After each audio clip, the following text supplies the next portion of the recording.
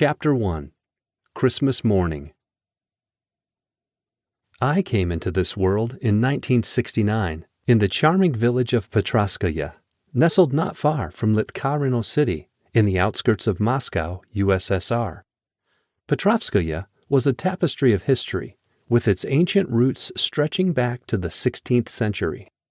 The village was a blend of old and new, where centuries-old huts stood alongside modern brick buildings, each bearing witness to the passage of time. One landmark that always captured my attention was the mysterious building atop the nearby hill, surrounded by iron fences. It housed a cardboard factory, a place that held secrets and stories waiting to be uncovered. On a chilly Saturday morning in January, when I was just 9 years old, my classmates and I were sent to help adults to work in this factory.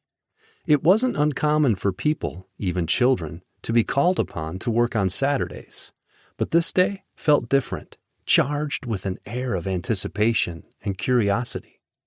It was Christmas Day, but we had no idea. As we approached the factory, its weathered walls whispered tales of a bygone era.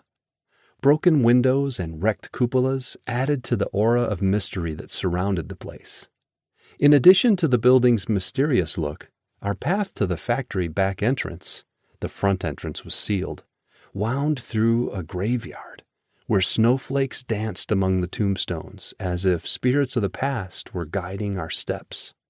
With each step, my pulse quickened, the crunch of gravel beneath my feet mingling with the beat of anticipation in my chest. Inside, the atmosphere was very quiet. I saw rows of tables lined with cardboard boxes and containers with glass tubes filling the vast hall. Elderly women worked there in silence.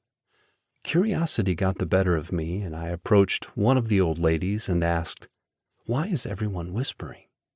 The elderly woman glanced around before leaning in, her voice barely above a whisper. "We cannot speak loudly here," she answered. Perplexed, I pressed on. "But why?" Her voice softened, and she gestured toward the ceiling where faded paintings adorned the walls. "That's why," she whispered. Her response, delivered in a whisper, hinted that the sacredness of that place demanded our reverence. Curious, I looked up and saw a faded painting of angels and two men in long robes. The image intrigued me, but I couldn't understand its meaning at the time. As I started helping her to pack glass tubes with medicine into the carton boxes, I felt something amazing. Warmth, peace, happiness. It felt like a warm hug from my mom. That day, I felt how God touched my heart. However, the wonder of that day did not end there. Later that night, I had a dream about those two men in long robes I saw on the factory ceiling. One of them approached my bed and asked, "What do you wish to achieve in your life, Alexei?"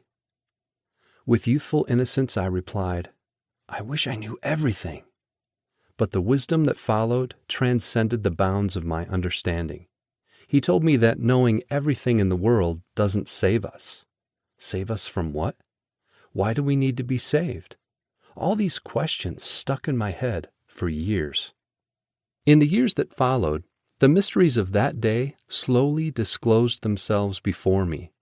The building that once housed my childhood endeavors was revealed to be none other than the Orthodox Church of St. Peter and Paul, a sanctuary of faith and hope amidst the trials of history.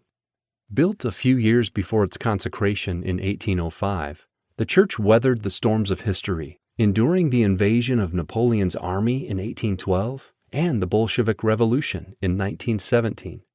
However, in 1938, the Soviet authorities closed its doors to Christians, desecrating its sacred space and silencing its voices of prayer, they thought, forever. During those dark days, church icons were burned. People hid some, risking their lives. Church bells were thrown away and recycled. The main entrance was closed, a door was cut through the altar wall, and the church's priest, Hieromonk Gabriel Gur, was martyred for his faith. Despite this persecution, the church building survived the Second World War, though it showed signs of the hardships endured. To keep listening to this audiobook for free, click the link in the description. It will take you to a free Audible trial where you can listen to this and many other books for free for 30 days.